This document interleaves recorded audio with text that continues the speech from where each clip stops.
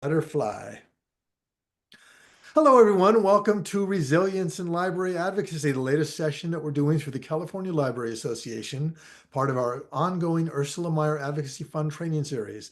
The slide you're seeing is primarily for those of you watching this on YouTube. It gives you a little bit of background on the program. Because I know you can't listen to me and read the slide at the same time, I'm going to go silent for about 30 seconds so you can absorb that. And I will take that down and we will jump right into today's program.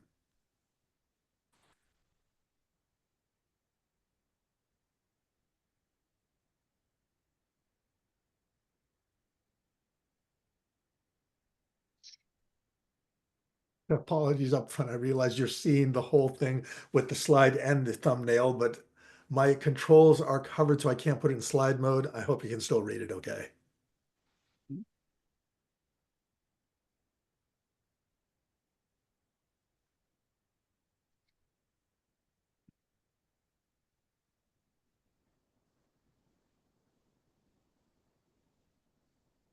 All right, so there's the good, the good, and the good. We're ongoing. Almost every month we do this on the second Wednesday of the month. If you want to donate to these things, we appreciate that. We do have a healthy bequest, and we don't want to just eat through that bequest. So if you like what you see, please use that link on there to donate to keep us going. And also share out the idea that these are all recorded and they're available to people as an ongoing resource, thanks to the California Library Association and the Ursula Meyer Advocacy Fund training series fund that we have.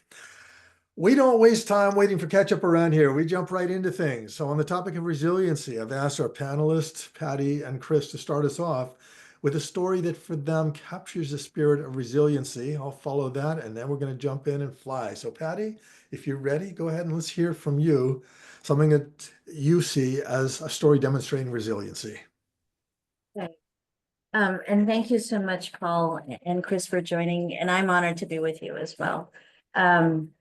Resiliency can be many things to many people. How you thrive, how you survive, how to live to fight another day. When there are so many challenges, some, if not all, sorry, let me just have that go to voicemail, are not beyond your control. So many years ago, I was working as a number two, as deputy director in a large organization. We had a really strong management team. We were very successful. When the director retired, she did not recommend me for the position, even as interim. She told me as much. She didn't recommend anyone on the team, thinking she was saving us from what she interpreted as the terrible city culture. Needless to say, we were all disappointed, but we did our best because we so cared about this organization. In the end, I was made interim, but city leadership selected another individual to lead.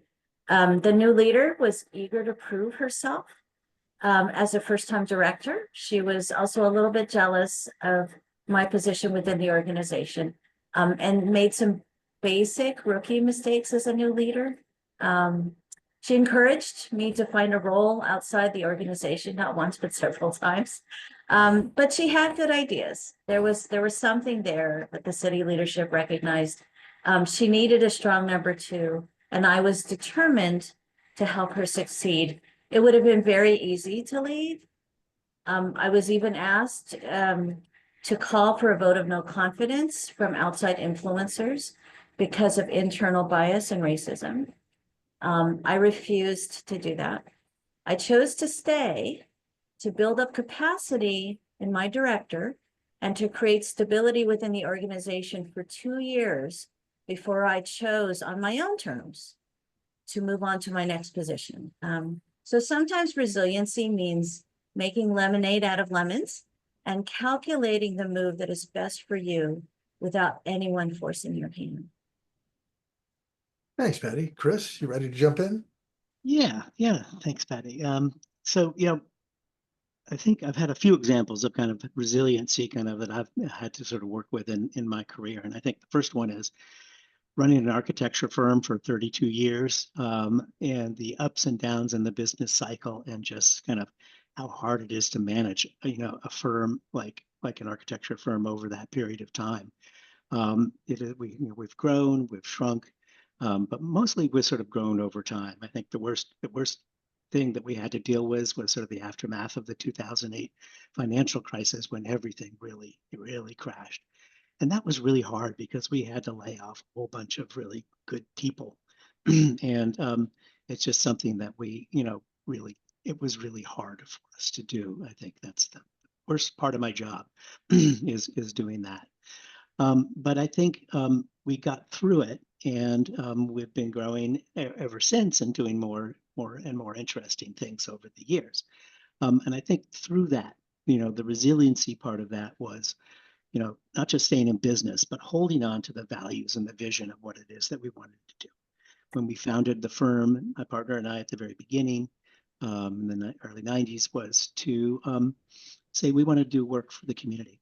We want to do work for people. We want to make places for people. We don't want to do private houses, for rich people, corporate offices, things like that. We wanted to do something that made a substantive effect in people's lives. And so even when we were struggling to sort of work through sort of these financial, downturns and things like that, we held on to that and stayed true to our values kind of all the way through. Some other examples, had to have to do sort of with sort of projects that have transformed and evolved over time. And I think the most sort of dramatic one for me is our St. Mary's College Library, which we started working on in 1999. And I'm working on it again now after about 5 or 6 iterations in that intervening years, when the college administration, would have a vision, they didn't get the money, it all got put in the drawer, came back to life in various, forms and iterations. And, I think we're on, and I got my fingers crossed. I don't want to be cynical about it, but we're working on about the 6th iteration right now of how to give them, a vibrant new library for their student community. And then the third part of resilience is kind of helping our clients kind of weather through budget, reductions, where, they had a plan, they had a master plan, they had a budget, and then all of a sudden it turns out the money's not there. And, we're struggling on this right now with the city of Porterville, which had their library burned down. They got a big state grant to rebuild it, and they had a big vision for this 40,000 square foot new library that was going to cost $40 million or so, plus all soft costs. And now they just don't have the money. And so we're just shrinking the project, but still trying to hold on to kind of what are the essential values that they're looking for. If you can't get a 40,000 square foot library, we did a 30,000, then we did a 24,000, and now maybe we're going to do something even less than that. But the resiliency part is kind of holding on to, okay, what are the really important things that this community asked for in those original community meetings, and trying to kind of just make sure that those are there. So that's sort of a resiliency aspect of that project. So turn it over to you, Chris. Paul. I had, as Patty and Chris had, a story ready to tell, but the things that are happening right now in this conversation, things that happened to us this morning, I think are far better than any story I could tell. So let me reframe this in terms of saying the second of those 3 stories Chris told about St. Mary's College trying to get a library, that's resilience. Those people have been trying to do that since the 1990s, right, Chris? 1999. And the connection here is, you wouldn't have known this because we didn't know each other at the time, but I was on the advisory committee for the 5th iteration. And we thought this was really going to happen. Pat, who was our library at that time, was so optimistic, and all of us went in. The resiliency for me is that even though it didn't go through on time number 5, here we are, and I'm learning on the 6th go around that people are still going there. And it makes for me a point about resiliency. Resiliency is that recognition that we are not alone. We are part of a community. We are part of a continuum. Chris has been there for those 6 iterations. I was there for one of them, and I couldn't be happier, even though I'm not involved in this one, and to hear that maybe this is the time it will work out. It reminds us that the battles we fight for advocacy and for so many other things sometimes leave us with bloodied noses and feel like we can't do anything. But the real successful advocates, like people on this call, Patty, Chris, Deborah, Aaron in his own rights doing the kind of work he's doing out there, Aaron Blumberg, these are people that will get knocked down and will come back. And they will say, we will keep doing what we want to do in a positive way because we know we're not alone. We have colleagues. It's a point I make over and over again in these Ursula Meyer sessions. You coming in here to listen to these and be part of the conversation mean that you're making connections. And the real action is after you leave today, to ask yourself, what can I do with the people I met here to continue this and be part of that continuum? As long as you realize you're not alone and that no matter how defeated you may feel at any given time, you have the chance for the comeback. So that's a starting point. Let me kick this back to those of you who are now in this session with us and tell us, what has resiliency meant to you so far, so that the rest of the session we can respond to that and give you some ideas and potentially talk about stuff so we don't need 6 iterations of what we're trying to do now and maybe get there on the first or second iteration. Question for all of you, put it in chat or unmute yourself. What does resilience mean for you?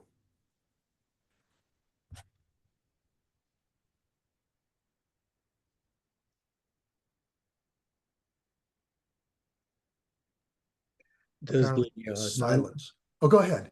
does the non-professional in this group get to talk?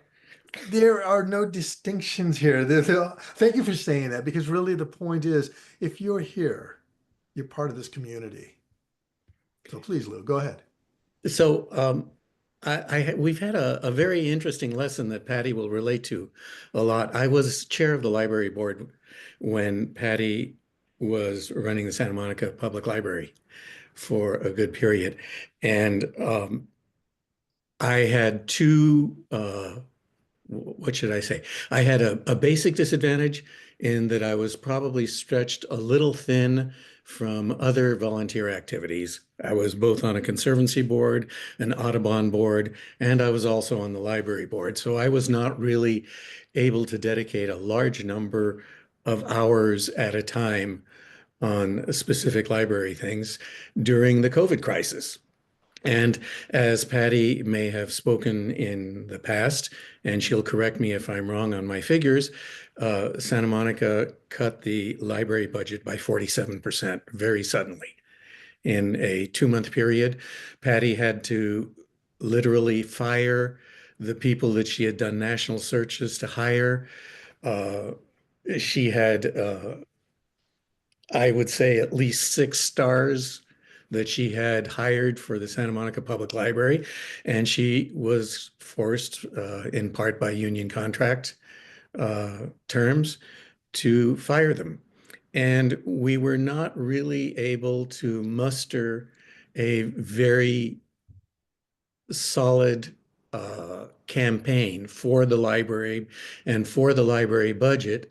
And I think even now we haven't, because the library budget still isn't up to 2019 in Santa Monica, which you may know as a fairly wealthy city. And this week we had an amazing opportunity, which was my eye opener. The chair who succeeded me is a former librarian, Judith Meister, who is also a former city employee and knows her way around the city very well. And she was able to react to a negative. And I think reacting to a negative sometimes may be the best resiliency. We had a young member of the city council in budget negotiations make a suggestion that maybe we should just sell off the branch that was only partly opened because of still budget restrictions. And that lit a fire under the community. Selling off a branch that was 70 years old, the Fairview branch, did not go over very well. And yesterday at 4:30 in the afternoon, there were 75 people in front of City Hall with signs and with a very active library board chair who got a number of people to speak. And then there were 50 people lined up at the city council meeting immediately afterwards to speak to the city council. And even though the person, the young city councilman who had initially suggested the sale of the library, backed down immediately and before the meeting, it's evident that this showed the resiliency of the city and the community and of the board and various supporters from the Friends, etc. And it may turn out, I think, to be what gets us a better budget. Lou, you've hit some stuff that anticipates where we're going. I want to assure people that are in the chat, Alessandra and Michelle, we're going to come to those questions that you've got in there. But Lou's statement and the example there of what's going on in Santa Monica, that sometimes in adversity, you become stronger, is a theme that we want to hit. Before we do that explicitly, Lou mentioned that idea of Patty having to let wonderful people go, and Chris alluded to that in his own introduction. I faced that same thing too.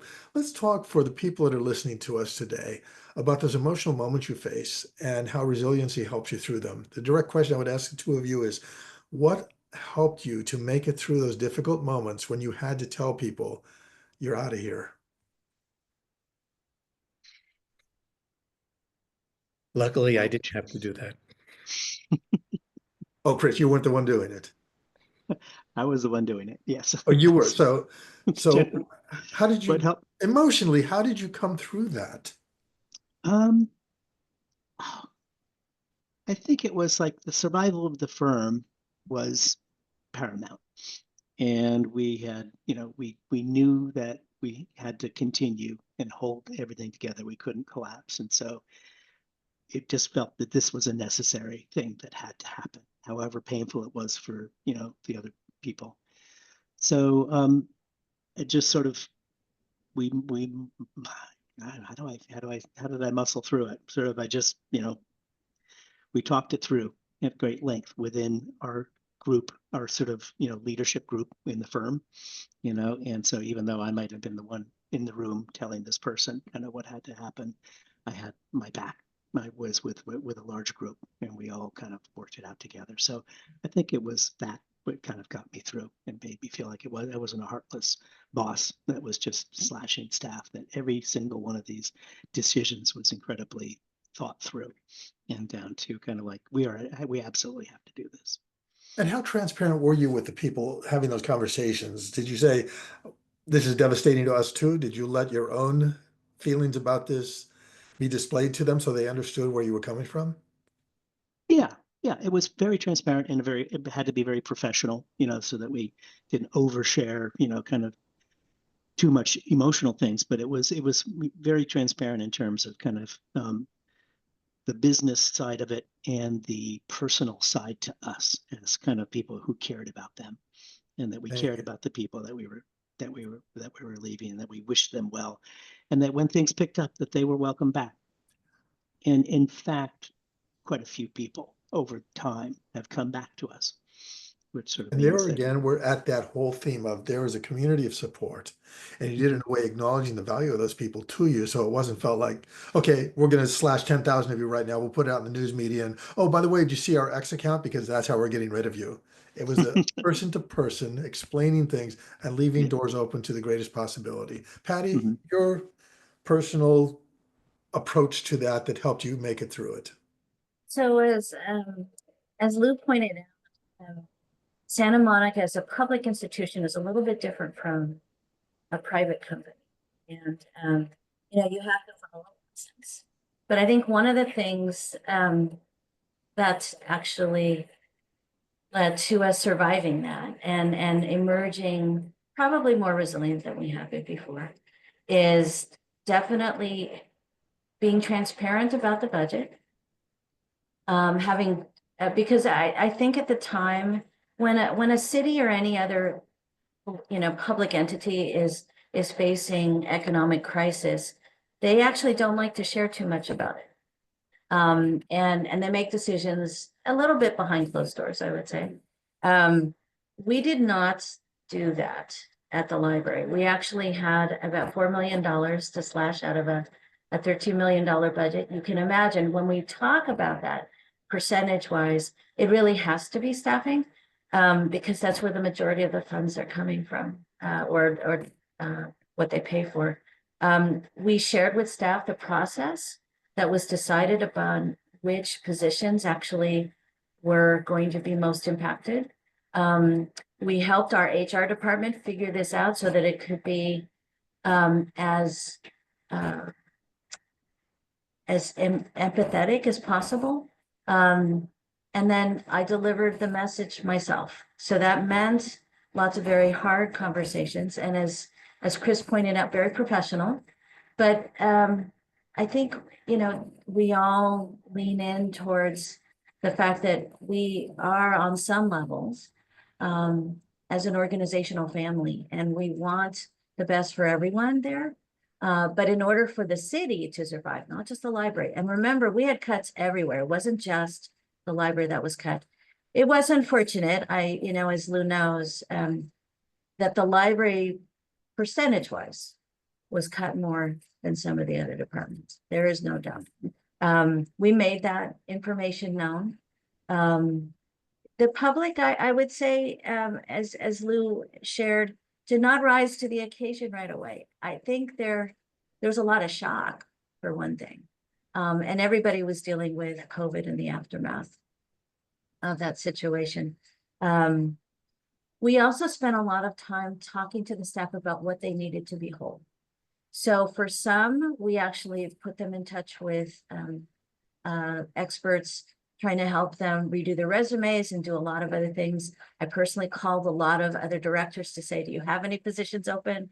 Can I, you know, can we help? Can you think about my team in terms of your recruitment process? We tried our best to be as much as we could to make sure that people felt connected. And of course, we informed and used our employee bargaining units to make sure that those individuals that were released could come back in the same order in which they were let go. Because, you know, one of the most painful things about this is that, as Lou mentioned, we did have some stellar team members, especially in the youth services area, especially those that focus on EDI. And, you know, before that, our team wasn't really well known for that. And so it's taken a little bit of time. They are regrouping, but it has been a long time. I've kept in touch with the team over there, and it's taken quite a while to come back. But before I left, because I went from Santa Monica to Santa Clara, where I am now, I made sure actually that we could open some of those library buildings again. And so, you know, one of the parts about resilience is, how do you build something up if you only have so many resources to just make the best happen in that moment, both for staff, but also especially for our community. It doesn't surprise me, actually, that one of the council members might have shared that they could have sold the building. But right now, all of Santa Monica buildings are open, not always with real people, but they're open because we use the Open Plus model to allow people to come in from the community. And even though they're not open all the hours that they were before, there is access. And so that actually is part of, you know, making a little bit of lemonade out of it. So we're now hearing from Chris and Patty talking about the honesty, as transparent as they could be, reaching out and supporting people, and making it clear that if the organization survives, that the doors may be open. It's all part of our way emotionally that we deal with in a positive way, those ugly situations. It's just dawning on me right now that we have Chris talking about an architectural firm, commercial firm, Patty talking about libraries, and I can add a story I hadn't intended to tell here from the nonprofit viewpoint. I was executive director many years ago of a small nonprofit. It was a theater group, had a lovely mission. The students that were involved in that group as actors and actresses would tell their own stories of addiction in school settings so that students could hear from them what was going on, and they could come to the students afterwards and say, well, how do I get out of this? Lovely program, was funded very well for the first few years, and then the funding started to fall off just about the time I got hired. So we scrambled the entire 2 years I was there. Round one was the day that it was clear that I couldn't afford the whole staff we had, and our board was just at its limits in terms of its own fundraising. And I had that awful moment that Chris and Patty have talked about, but with a much smaller staff, where I had to be the one to tell the first person that her job was no longer there. This being San Francisco, we did it San Francisco style. I did not call her into my office. I did not sit across a table from her and deliver the news and say, hey, this is your last day. We went out to a local neighborhood burrito place. I said, we have to have a pretty serious conversation. Let's go do this over food. So we did it. She, of course, was in tears, and I totally understood that. We chatted through what the options were. She knew when her last day was. I did everything I could, offering her opportunities to get letters of recommendation from me. And if she knew of people that were looking for people where I could intervene, I would do that on her behalf. I'm sad to say that once she left, she didn't take me up on that. And I don't know what happened to her. The second round came when the organization was flat out of money and we had to close everything down. I'm happy to say that there it worked out a little differently. The other 2 or 3 staffers that had to be let go as we were closing out, we did stay in touch. To this day, 20 years later, we still are in touch with each other because we understood we were in this together.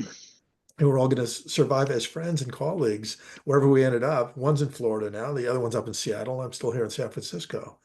But we talk about the resilience here, what makes us able to do that without just breaking down and shattering. There's a sense that if we were honest with each other and said, this isn't against you as a person, this is the situation we're in, and this is the best we can do. If you have ideas, we're open to them. Those sort of things made us, I think, all resilient. And I love the point that you see that from Chris on the commercial side, you see that from Patty in library, you see that from the story I've just told about nonprofits.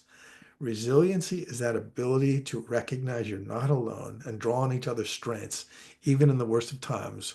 Which takes us to something Alessandra put into chat a few minutes ago. Resiliency to me means persevering through a difficult circumstance or situation and coming out even stronger. Resilience can be fostered through personal and professional support systems.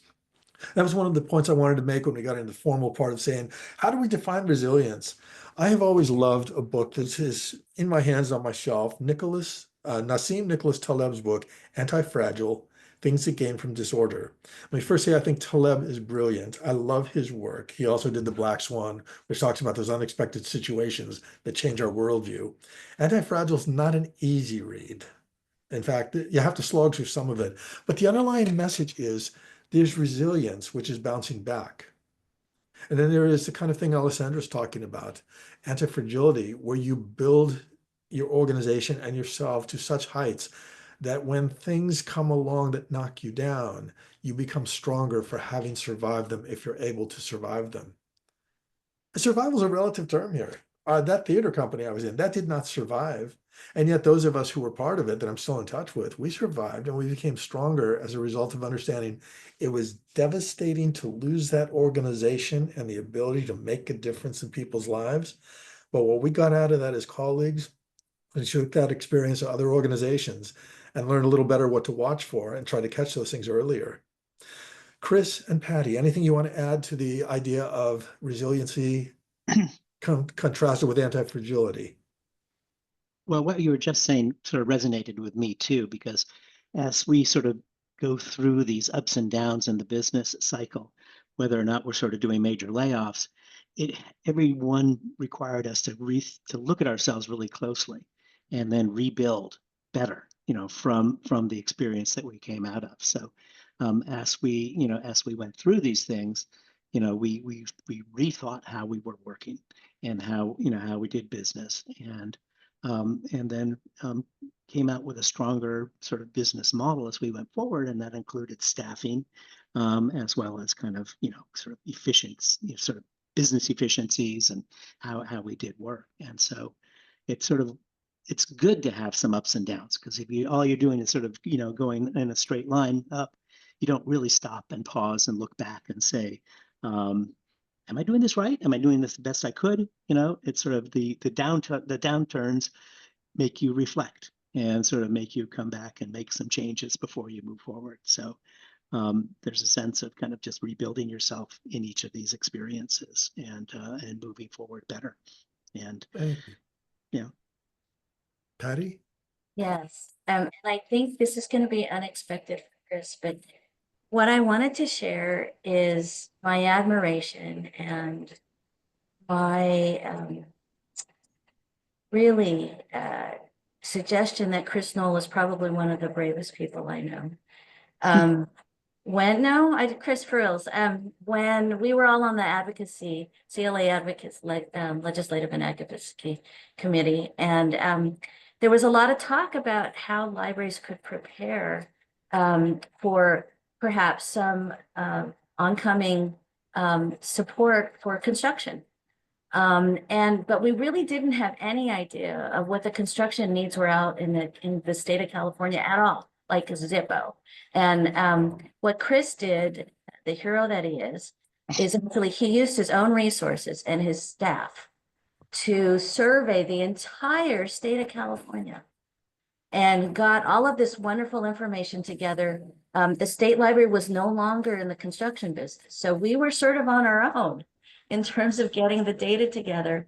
And, you know, I know that, you know, Chris has a great team, but really it was his vision of getting libraries ready and the information prepared as a major part of advocacy for the state of California and what our needs were in terms of library construction. And so I'm saying this, I mean, I know, Chris, I don't mean to put you on the spot, but I do think that's part of resiliency, is getting ready for whatever that next step is, even though, you know, it didn't really result in maybe the results that we were looking for, but it advanced actually our role for information sharing and data gathering, but also we were prepared so that when there was money that came in through the state, not necessarily through the feds, we were ready. We were ready. And it was thanks to Chris and his vision and the advocacy of his team. So I just wanted to share that.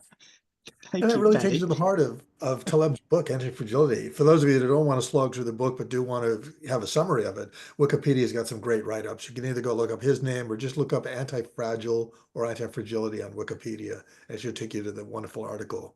Michelle has added to that in the chat here. Resiliency equals remaining steadfast as a collective LIS community to meet challenges, noted particularly with the ongoing disruption at the IMLS and other governmental institutions.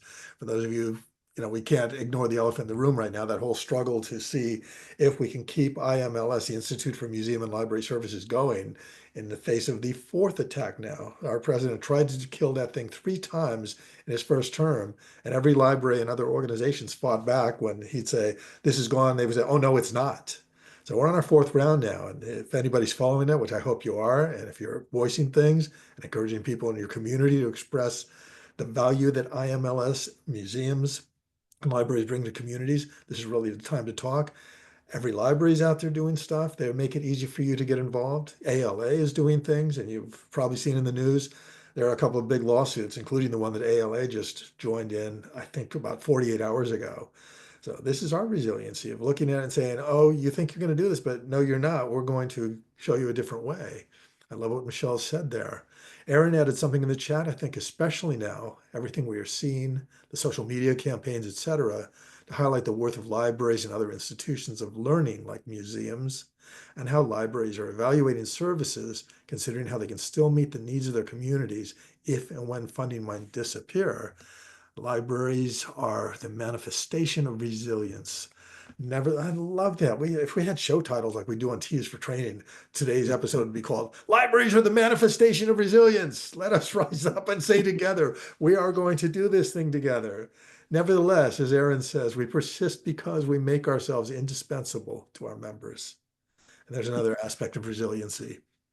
Susan has added in chat that to me, resiliency in libraries is building community resiliency, both in building community strength and advocating for the library, but also being there for the difficult circumstances in our communities. I love the fact that everybody's applauding everybody else in the chat there, which is again a sign, if you want to be resilient, and if you want to be effective as an advocate, join conversations like this.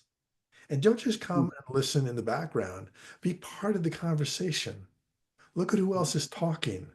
Afterwards, write to somebody who is in here, exchange email addresses using the private chat function, or if you're willing to put your own contact information out there, put it in there and make sure that this is not just we stepped away from work for 90 minutes and now we're going back to work. This is a continuation of the work we do. And what really matters is what you do afterwards in terms of applying the lessons learned about resiliency to your work as an advocate. And Deborah added the reminder to all of us that maintaining focus on the long-term goal is so important. Again, I don't want this to turn into a lecture. Patty's put her info in there. In fact, I'm going to do the same thing in case there's anybody out there that still hasn't figured out how to catch up with me. So there's a couple of us in there, and anybody else who wants to be contacted later or continue the conversation, feel free to do that. But let me turn this back to you. You've heard these comments now about resiliency and antifragility. Do you have any questions for Patty or for Chris? Anybody?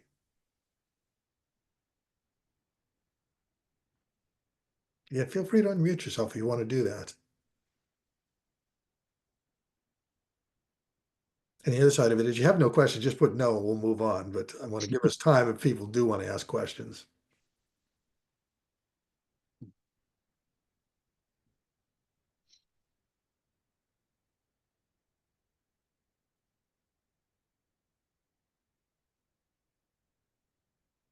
Okay, no initial questions. Anybody else have questions? Patty's made a great point here in the chat, reposting from Deborah Doyle. Tell your city and county board, tell your politicians, their staff at all levels.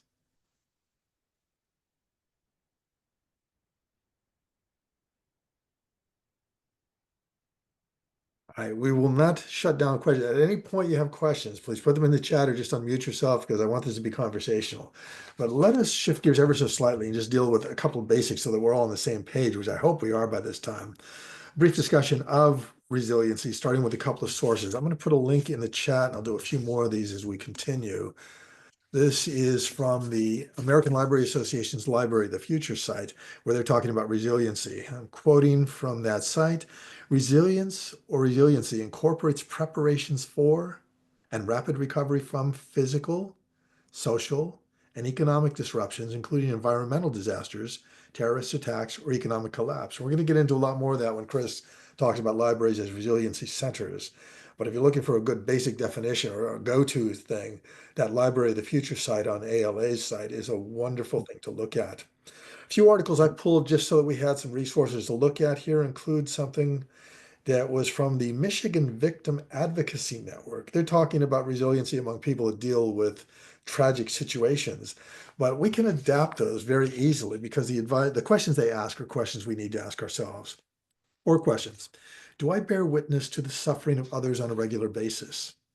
If you're seeing members of your community who are in pain, different from what the Michigan Victim Advocacy Network is, but as librarians, you see people coming in that are homeless or economically challenged, they have all kinds of things going on. The first thing to ask yourself as you talk about resilience and how to deal with it is, are you bearing witness to the suffering of others on a regular basis? And what emotional impact is that having on you?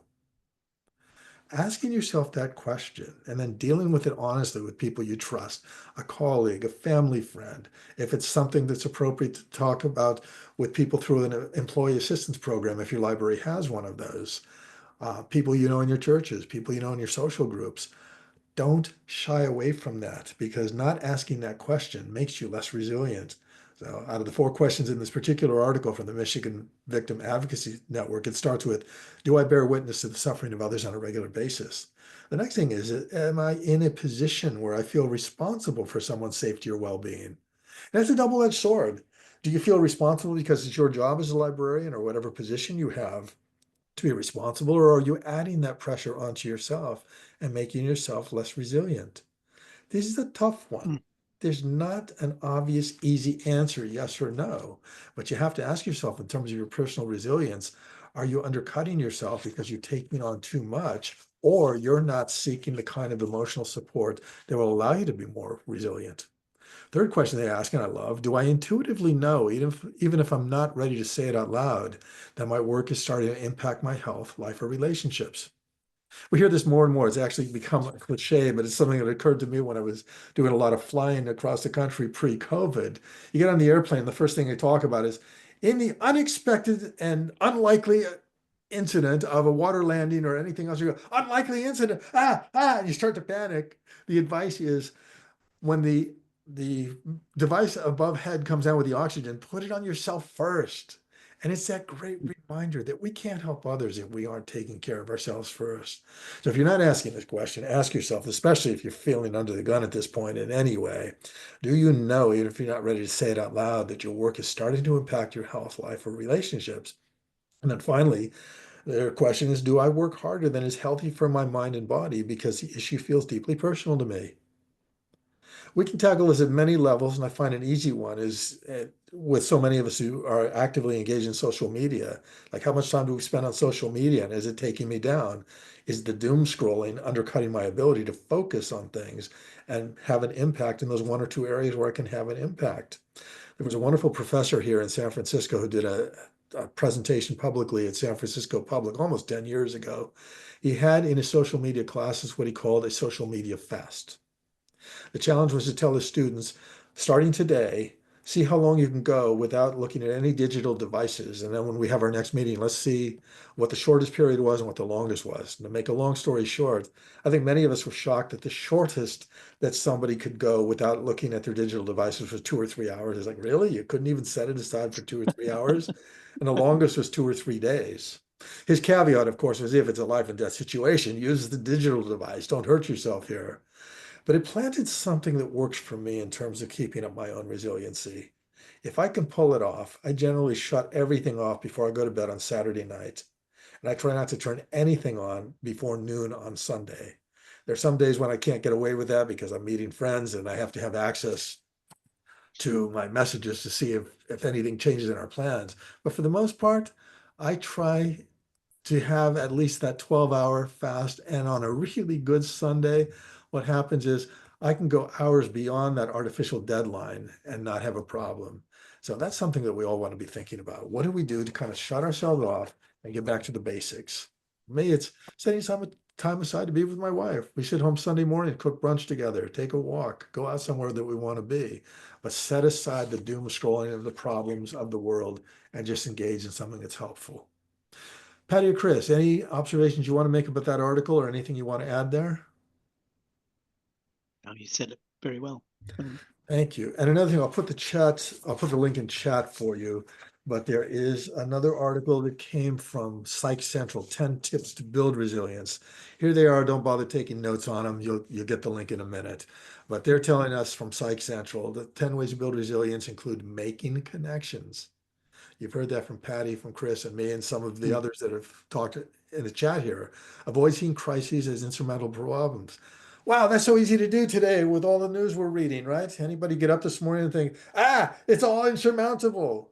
But we have to remind ourselves that as painful and as overwhelming as things can be, if we take a long-term view, antifragility can be a guiding light to us in how to get around that. Third of the 10 points, accept that change is a part of living. Big surprise, right? We see that all the time, but we forget it. That's the value of something like this 10-point list from Psych Central. These are not revolutionary ideas. They're simply things that we don't do often enough. Going 4 through 10, I'm not going to even bother numbering them. The ideas here are move towards your goals, take decisive actions, things that are manageable for you, things you can do and share with others and build upon. Look for opportunities for self-discovery, like that shutting down on Saturday night and not turning on until sometime late Sunday to reconnect with all the problems that you got. Look for the opportunities for self-discovery.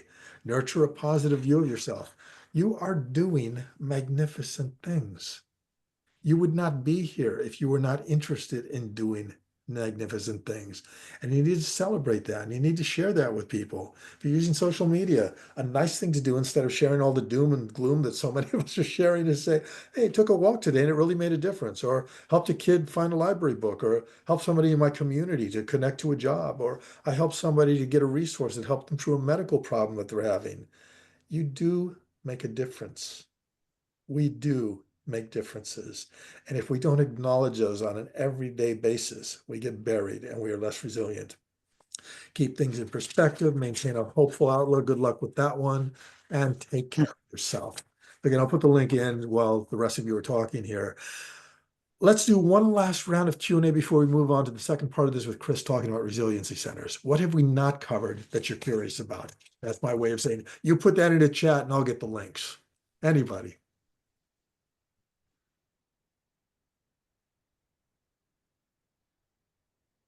While we're waiting for people, wellness is such an important part of resilience and building capacity to fight another day, as so many of our friends have been talking about. I do think it does offer us an opportunity. When you talked about resilience and advocacy together, that we may be choosing to approach the problem in the same way, and then we lose resilience. What we know to be true about the many attacks that you've been talking about is that there's a different approach to those attacks every time. However, one of the things that we're not used to is changing our tactics in terms of approaching that. And I think that's part of resilience, is actually to learn from what has worn us down and perhaps been less effective and impactful. And that's one of the reasons why I'm so excited about the lawsuits happening, as opposed to just going through Congress, because I don't think that's going to be enough. I think we need to find other creative ways of impacting for stronger outcome. What Patty just said brings up something else. That's how Every- in some ways. Go ahead. No, please. Yeah, I'm done. Something I say almost every session I'm involved in, because it just keeps coming up. An old mentor of mine who's long gone, unfortunately, used to say, fire on all cylinders, which translated into plain English was do everything you can and look for maximum input. If you do something, look at how it can apply in 3 or 4 different situations. That way you're getting the maximum use of your time with minimal efforts. But also, it's what Patty's talking about. Don't let yourself get buried under this stuff. Michelle has added something else in chat, very well worth repeating here. Our Resilience Manifesto. Somebody ought to copy this down and post it on the CLA website. Our Resilience Manifesto. Take participatory action, plus maintain community resolve, plus accept change, plus maintain self-care. And she's got the grammatical structure there. The first element is the verb, the take participatory action. Maintaining community resolve is making connections. Accepting change is the dynamic process. And maintaining self-care is emphatic reciprocity. Thank you, Michelle. Did you just make that up, or did you get that out of a good site? Because if that's from another site, we need to have the link to that. We're making it up as we go along, Paul. Thank you. Resiliency in action. I'm so happy to see that. Great. And one other question, somebody's had to jump, but thanked us for this. So great. We still have a pretty full house here based on who started with us. So Chris, you ready to go? Yeah. You should be able to share your slides. If you have any problem, let me know and I'll look at the settings again. Yep. Let me find how I'll share my slides. How I get, hold on a second. I move my screens around here so I can. Yeah, Zoom is not making it easy these days. I don't know if they've changed their settings again. It's coming through. Is that coming through? And then I'm going to hit a presentation mode. Are you going to get do you get the full screen now? Or the split screen? I think we are seeing the slide and the next one. There's something that says introduction on the right side. Yep. How's that? Yes, we're there. You're there. Okay, good. Thank you, Aaron, for the coaching in the background. All righty. So anyway, here is, so I'd like to sort of, what I'd like to talk about now is sort of maybe some of the more sort of technical facility sides of kind of how we can make our buildings, our library building facilities kind of more resilient over time. And this is something that we, Noll and Tam, do on a regular basis. Most of our projects, we built in resiliency because it is becoming such an imperative in our practice. Chris, can I interject one thing here? Sure. I want to lay the groundwork for why we're doing this. This is not all of a sudden we're not talking advocacy. Chris is doing this so that you can see what we're doing in terms of library buildings. But our next challenge when he finishes is we're going to look for parallels between what we're doing with the buildings and what we do as advocates. So watch Chris's and listen to Chris's presentation with an idea toward how do I adapt that into advocacy. Thanks, Chris. Absolutely. Yep. So this is the Half Moon Bay Library. This is a net zero energy facility. So it generates more power than it uses, and really kind of is a kind of new kind of sort of amazing asset to its coastal community. And has been really well received on sort of so many different fronts. But I think, in terms of, the sort of introduction, this sort of slide sort of captures all the different kinds of things that we might be up against. But it's really sort of what we design for in our projects really depends upon kind of the type of the project, mostly kind of about kind of where they are and what the risk factors are in that particular area and what the costs are and what the politics are. Because, we're talking about advocacy here. And it's sort of like we need to advocate, for the political will to kind of make the changes or add the features to making a building resilient that will sort of benefit the community. And a lot of people don't recognize that. So it's up to us to kind of be the advocates and bring this to people's attention. We've been thinking that it would be useful to you all, to have some knowledge about what this involves technically, so that we can, you can have the information, you can have the tools and the strategies to help you consider what's going to be kind of most valuable to your community, because each one, is going to be different. And knowing what is of value, in the community, but people will be perceived as valuable so that you can get the leverage you need to kind of make the changes that are going to be important. So, and libraries, even though sort of library Californians are really acutely aware of the, the frequent sort of natural and human-caused disasters. I think that they, and these include things like earthquakes, fires, smoke events, power shutdowns, extreme heat and cold, severe storms, droughts, tsunamis, and all other kinds of events that are going to cause difficulties for people. But they do overwhelm, sometimes the public and private capacity to provide safe, comfortable, and healthy spaces, for the residents in their communities in a time of crisis. Sometimes it's short term, sometimes it's longer term. But we feel that libraries are kind of in a unique position to provide safe, comfortable, and healthy public spaces for residents, at these times. And, they're familiar and trusted spaces in a really unique way and kind of in the social structure. And they're the place that people turn to in an emergency, whether or not they can actually provide kind of what is most needed. So what we've been thinking about and trying to think about is to improve the range of the emergency services in the libraries that you can provide in a crisis within reason. You can't be everything to everybody. Nobody can afford all that. But, what can you do, that is going to make a difference and be valuable? And to get there is going to require a really sometimes significant investment in infrastructure improvements to the libraries in the ways that are kind of most needed. And getting the investments, sometimes, drops out of the sky in various ways. Sometimes you have a politician that is foresighted and says, hey, we need to do this and the library is a place to do it. Here's, we're going to bring some money to it. Sometimes, there are grants that are out there available that you can look for and find, and then, other unexpected opportunities. And sometimes, but sort of more often than not, it requires kind of an organized advocacy effort to sort of bring awareness to the community to say, this would be a really good thing to do. Let's do it. And let's raise the money, make it happen. So, as I said in a moment ago, these are sort of the main things that we think of are most sort of relevant in California. I don't have hurricanes here, but I, do think that, tornadoes might be on this list nowadays.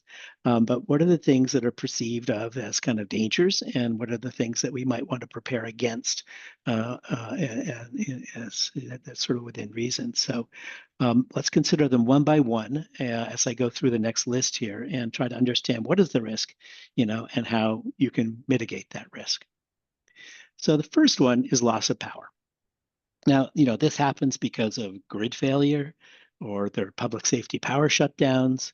There are a number of reasons why there would be a loss of power, but electrical power is so critical to all aspects of what libraries do, and to our lives these days, that this really, I think, comes up to be the number one kind of thing that we need to kind of pay attention to. So we'll focus on this one first because it's most common and critical and so disruptive.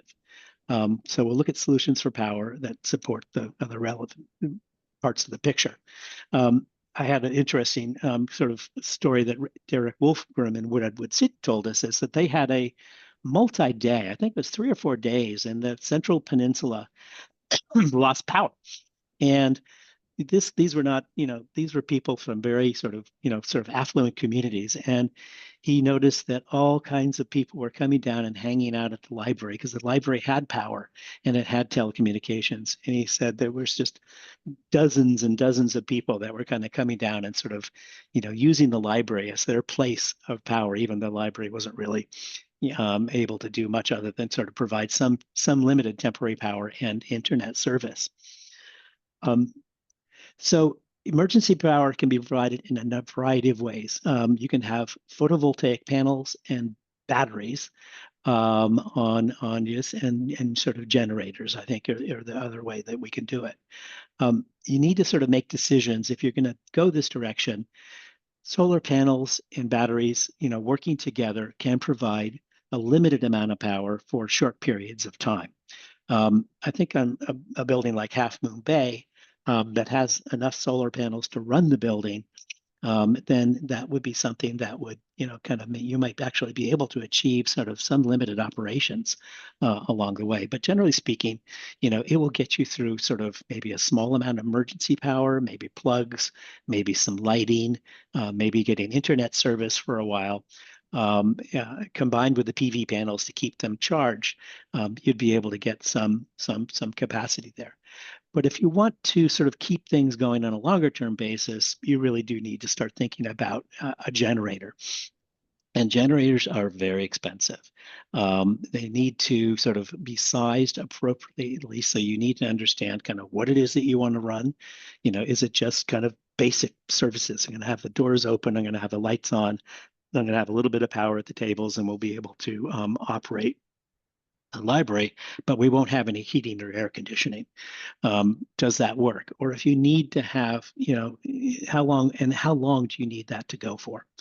If you want to sort of power the HVAC systems, because in that way, it really kind of gets important when we look at some of the other aspects of it, then you need a much larger generator to be able to do that. They run on natural gas, they run on diesel, are sort of the two main fuel sources. Natural gas is neat and clean and doesn't require large fuel tanks. But in the event of an earthquake combined with a power outage, sometimes the gas supply is shut down and then your generator would be out of fuel. So it's kind of, again, there's a lot of decision making and thought and analysis that has to happen around this one. So that is something where we say, to look at kind of what the power needs are going to be to replace. It needs quite a bit of analysis and sort of cost estimating to kind of look at what the various alternatives are going to be before you kind of make a decision. So this is probably one of the most serious aspects of what you might do during, to see about what emergency power might be needed. The next sort of larger thing that we see much more frequently now are heat and cold events, and primarily heat events. We're experiencing really severe temperature swings. And a lot of residents don't have the ability. They don't have air conditioning, sort of time, and the climate change has caught up to them. And they don't have air conditioning in their homes, and they can't provide it, they can't afford it, and they need to find some shelter during these events. So libraries with reliable HVAC systems, can provide the necessary environment so that people can shelter there when needed. If the temperature event coincides with a power failure, then having that emergency power where you're able to have a generator that would be able to run the HVAC systems would be required. So, if you have a really efficient building, so depends on where you are. If you're renovating or you have an existing building, you're dealing with what you have. If you're building a new building, making it as efficient as possible up front, and going for that sort of net zero energy kind of approach, which starts out with having a really efficient building, means that you don't have to have as much generating capacity because you can run the building on, less energy. But having, a generator combined with an HVAC system really would help, provide some value to the community. And then there's the extreme weather events. And so we're looking at, the 100-year floods are now happening about every 10 years. Tornadoes are happening where, we've never seen them before. Category 5 hurricanes in other parts of the country are happening every year now, and flooding associated with those storms is really kind of causing a lot more damage. And I think probably in California, the flooding is one of the most important things. And it's important for you to know what the risk factor is for your library facility. So study the FEMA maps. Hopefully they're updated and, kind of can be, you can sort of feel confident that you are or are not in a flood zone, and if so, what to do about it. But you can sort of see here, various floods, Santa Cruz in the middle, and I think Aptos on the right. These are events that are happening much more frequently, and you should just sort of strengthen the buildings and be prepared if there is going to be water. My hometown is San Anselmo. Here's our San Anselmo library back in the 80s. And it used to flood regularly in the downtown area until they put in some flood controls. But the whole downtown has defenses, and so there are defenses that would prevent this from happening and getting into the library now, because they have reinforced the building around it. And if you are in a zone like this, then you can kind of reinforce the building, and then you'd be prepared to kind of be back in operation, once the waters have receded. Wildfires, very much on our mind, and sort of most recently, from the LA fires, and they're more frequent, and there are a number of things that you can do that will prevent or help your library be more resistant to being damaged or destroyed in a wildfire. And so, sort of creating sort of defensible space around it is one thing, but also kind of in this previous slide here, embers, flying embers is one of the main things. It's sort of left-hand slide here, that these fires get very intense, and these embers are blown very fast and miles ahead of a fire, and they gather up on buildings in various places that you don't even know about, and vulnerable spots, and they get into openings in the building. And so even though you might not even have a fire in the vicinity, your building could be on fire because of how these embers are flying in there. So it'd be great to sort of look at the library facility and do an analysis or an investigation about kind of where are the vulnerable areas. There are some great resources in terms of hardening strategies that you can use to kind of create, kind of ways of kind of keeping the embers out of your building, so that, if there is an event going through, hopefully the library will be one of the buildings that actually survives that event. And so I think, here, we were looking at the Los Altos Community Center, and this was some slides sort of showing some generators and stuff like that. Let's see. I want to put this one in. And that's sort of knowing where you are in terms of risk. Are you in a really fire-prone zone, and how much do you need to worry about it? And then the other sort of risk factor is wildfire smoke. So even if the wildfire isn't in you're not near to it, this is a view of the skies in San Francisco back, a few years ago when we had some really bad events. And so, this is a real health risk for people, and they are hazardous to the health for all ages. And sometimes people don't have the ability to provide a safe place in their own homes. So libraries, if they're properly equipped, can provide safe and healthy places that will kind of give you a modifications to your HVAC systems that will kind of give you kind of the ability to kind of have a safe and healthy environment in the library. So it can be a shelter for people, but also you can operate during these events safely for your staff and for the people that come. So this involves, kind of having filtration systems that are sort of able to kind of filter the air coming in. You have the ability to sort of like have a button like we're showing here in the center, where you can push this, that will shut off all the outside air. You don't need to bring in sort of technicians. You can just sort of push a button, and the system will then, go onto this internal recycling effort, and then being able to put in some special filtration that is able to sort of filter out those very small smoke particulates. It's not your normal sort of filtration system. You need some extra stuff, and we're sort of showing some things here about how that can be done and adapted into your system, but it might require a little bit of investment to update and upgrade the HVAC systems. And then earthquakes. We all know what earthquakes are, and one of the things that we can do, and we've done it sort of recently in our Larkspur Library project, was that we were building and designing to what's called risk category 2, which is the basic code. Can you see a cursor to my here? And it sort of shows that, depending upon the size of the earthquake, how much damage would be done to the building, the risk to people kind of from, a casualty risk, is not insignificant. The sort of the damage to a building and access to the building means your building might have to be closed down for a period of time, and it might take a certain amount of time and money to repair that.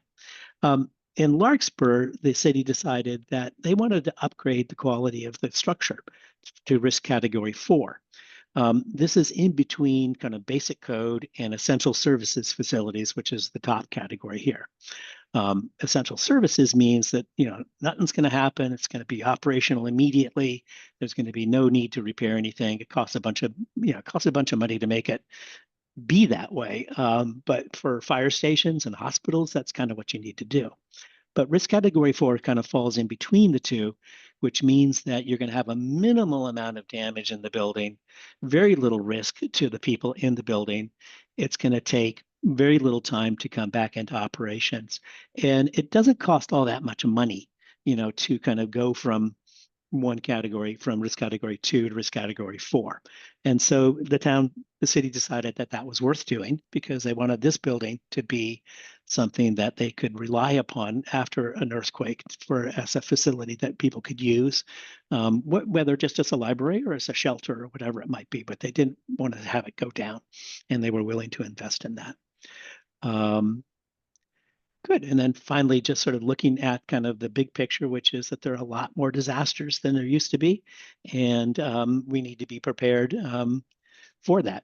From 1980 to 2024, there are 46 confirmed weather climate disaster events that exceeded $1 billion each. And so, we want to be proactive and not just reactive.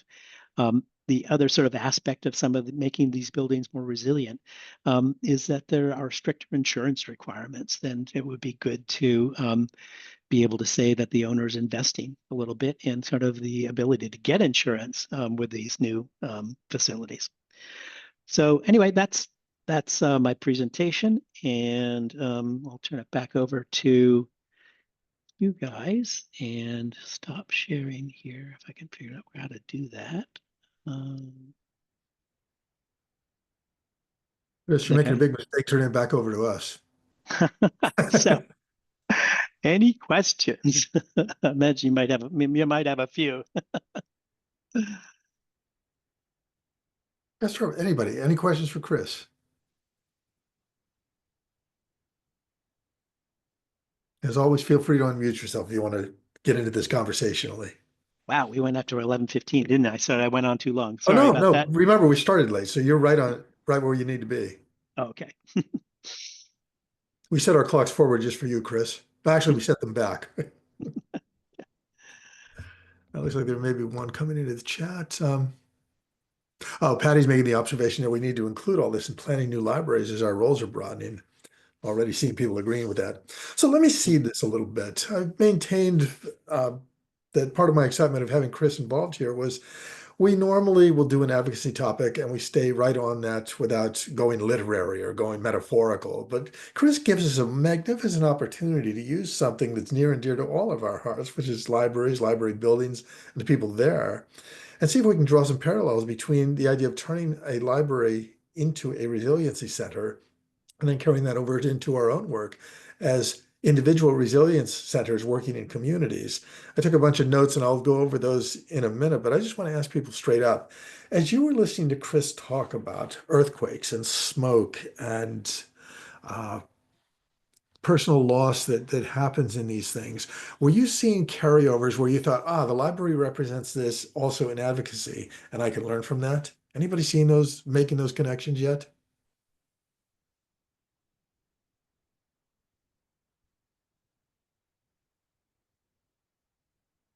And yes or no in the chat will be good. I want to give you time to think and respond.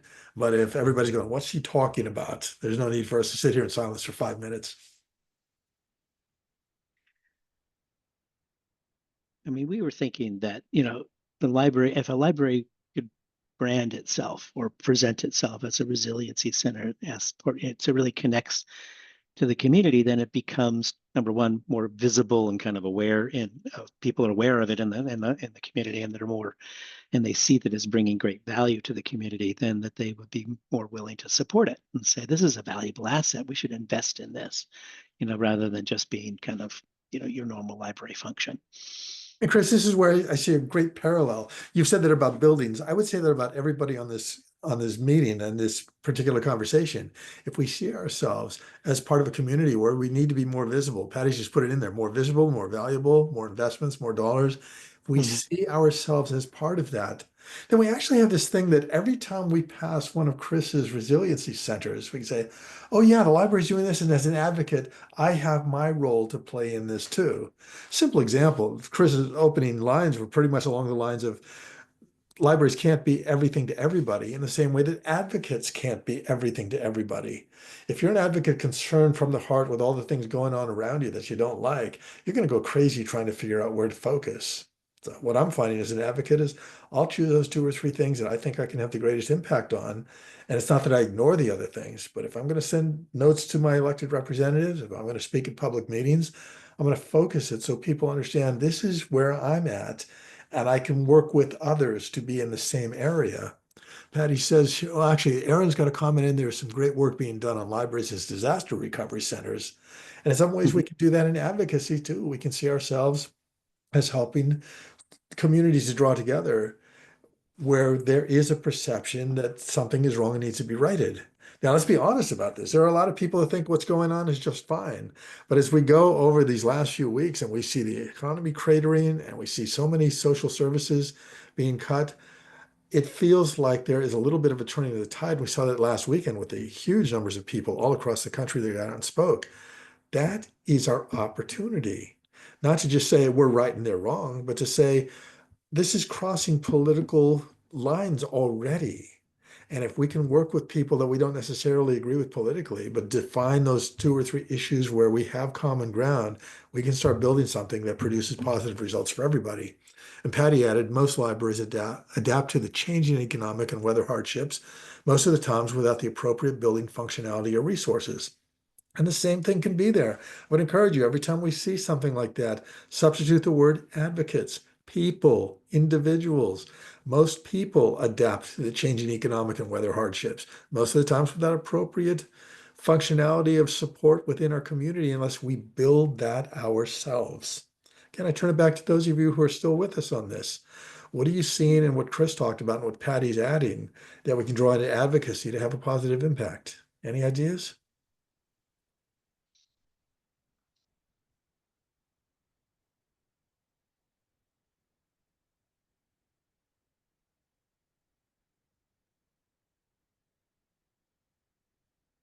Mm.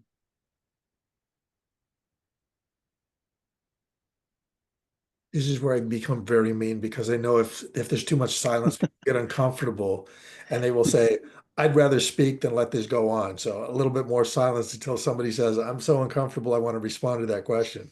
What can we draw in terms of parallels from what Chris and Patty are talking about and draw into our own advocacy work? Anybody?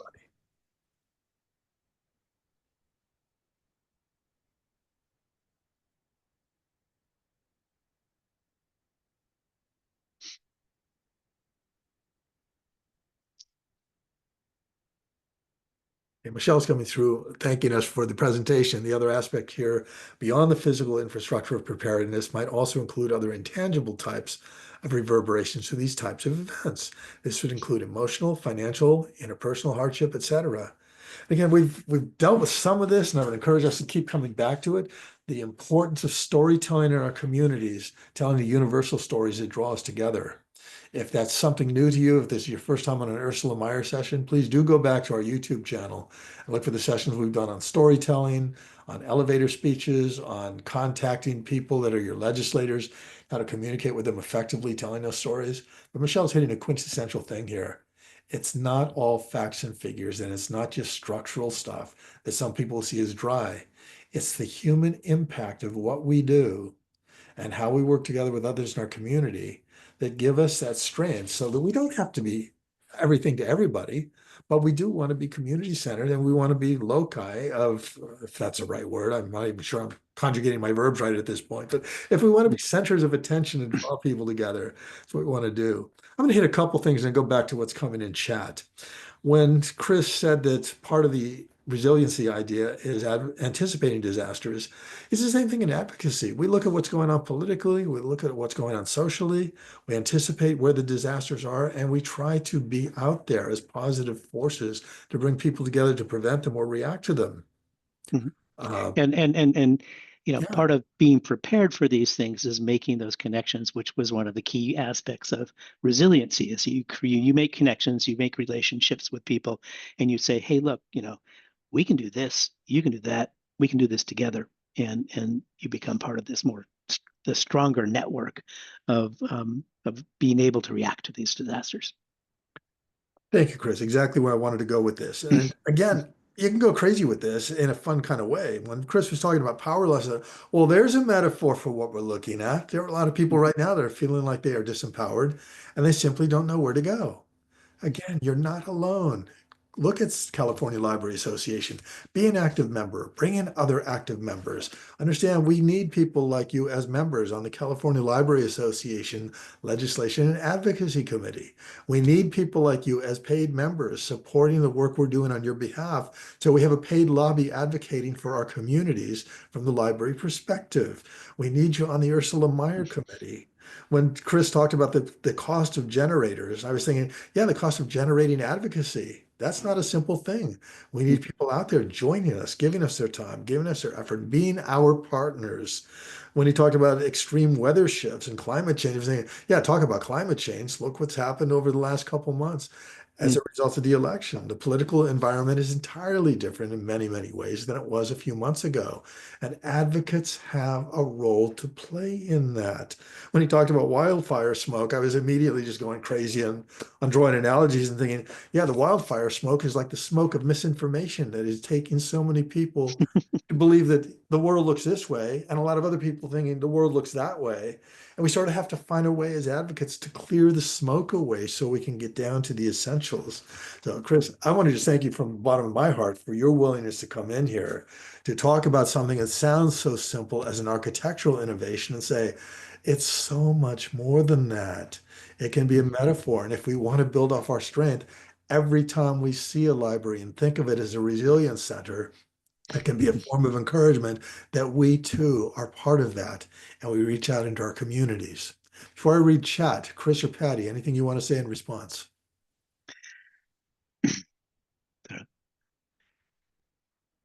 No, it's just I remember Patty's comment about being deployed to EOCs. We're finding that cities are now looking to the libraries as we're building them. Will you be our new EOC? And then we say, well, yeah, under these That is very conditions. true. Oftentimes we're the secondary EOC. Yes, exactly. Only because libraries are built that way to kind of begin with, and you could do just with a little bit of upping. That's kind of what Larkspur did to us. And but no, Oh, go ahead, Chris. no, it was just sort of like the comment from Alessandra about kind of preparing for kind of having this sort of physical presence in the community and sort of being that physical place that people recognize and that's going to benefit them and sort of just wanting to be there to for people. Aaron has made a point that he and I have been talking about this a lot outside of Ursula Meyer, obviously. He says, I think it's so important that we don't silo ourselves in our advocacy. Pointing out these points that Patty and Chris have brought up is so important. We need to bring out how physical attributes of libraries are serving our communities, along with intangible library services. And as somebody, building off of what Aaron said, as somebody who really believes in the power of bringing people together so that we're not starting from scratch, I think that we're starting to see some nice work happening between museums and libraries because of the Institute of Museum and Library Services situation. But I still think there's a lot of untapped stuff. The lawsuits are one thing, but really, if people at the grassroots level in libraries and museums start having conversations and tie themselves together by their common interest, we are educational organizations, we're arts organizations. In our own way, we do encourage civic engagement through the work we do. If we start teaming up and saying we are tied together more than just by the loss of the potential loss of IMLS, and if we are talking to each other about having joint conversations that draw other people in, there's a possibility there to go a lot further than where we've gone. But if librarians only talk to librarians and museum people only talk to museum people, and you take that ad infinitum, then we are not going to get to that unified front that needs to happen to draw people of different perspective to reach common agreement for what our advocacy can result in. Alessandra's got another comment in here. If I'm missing anybody, Chris or Patty, please call that out and make sure that we're reading these out so people can see them. I'm assuming not everybody can see the chat, and certainly on the YouTube video, I don't know that they'll have access. But Alessandra adds, resiliency definitely comes into play as we prepare for moving to a new library and encounter challenges. There's been some pushback from patrons who love our current space or who are frustrated by the amount of books we are reading in preparation for the move. We are assuring patrons that the new library will have more physical attributes. It will benefit them even more so than in our current building. And we encourage patrons to advocate for their needs and desires in the new space through appropriate channels. Again, an over shop-worn cliche, but we need to just point it out. We need as advocates to be using this as much as we use this. We listen to what our community is hurting from and what it benefits from, and we work together with them. Patty added in, we often find that the library department is the bridge builder for thinking these advocacy and change-making operations take place. So a challenge, actually, Chris, you wanted to add something? No, sorry. I was coughing. So it looks like Patty's going to have to bail on us quickly. Is that right, Patty? Got another meeting? I want to thank you for the time you put into this, for your willingness to be here. Patty Wong is one of the greats. Those of you who don't know her, she served as an ALA president, CLA president. Is there anything you haven't held the presidency of other than the United States, Patty? I've never been CLA president. I've worked on a lot of committees, but never. I thought you never were. No. I take it back. Thanks for the accolade, but that didn't make me have it. Well, Patty should be president of every organization. We already have two great people in there right now. Genesis is our current president. Anthony is about to come in. So Patty, take a number and get right in there behind Anthony. Yeah, we could take care of this. So the few minutes that we have, And I'm sorry I have to rush, but I'm Patty, I'll meeting see with you our soon. employee bargaining unit. Okay, take care now. Okay. We're here. Thanks. Bye. So those of you left, the challenge I always pose at the end of a session like this is, what is one thing you will do differently because you were part of this conversation? Unmute, put it in chat. Let's see where we're going and what we've accomplished together today. What's one thing you'll do differently in the next week because you were here today?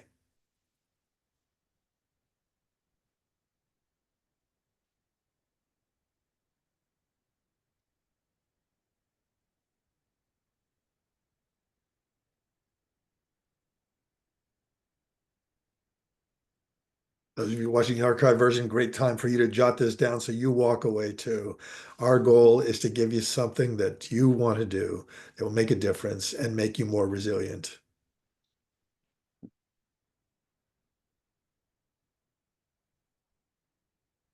I love Felicia's simple answer, hopeful.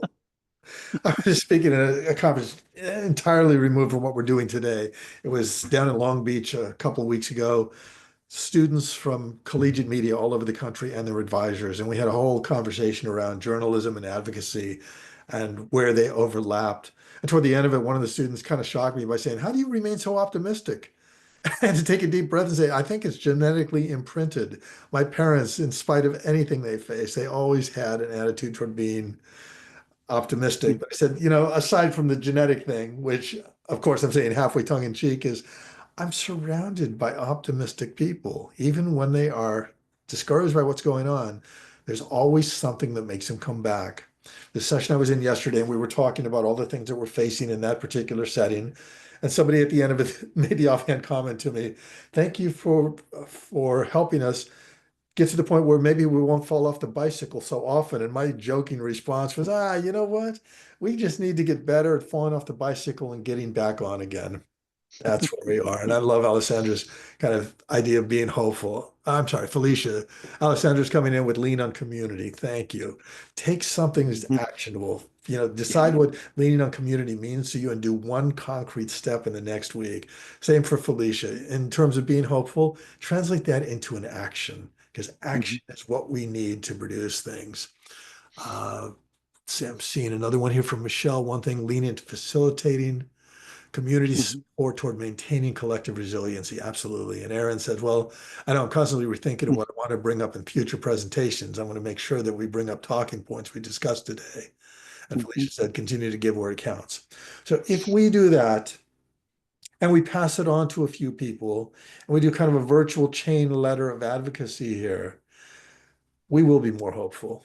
We will be encouraged because we are not alone. We will make a difference. And I invite you to be part of the ongoing conversation through the California Library Association, through the Ursula Meyer Endowment Fund, and the programs we do every month.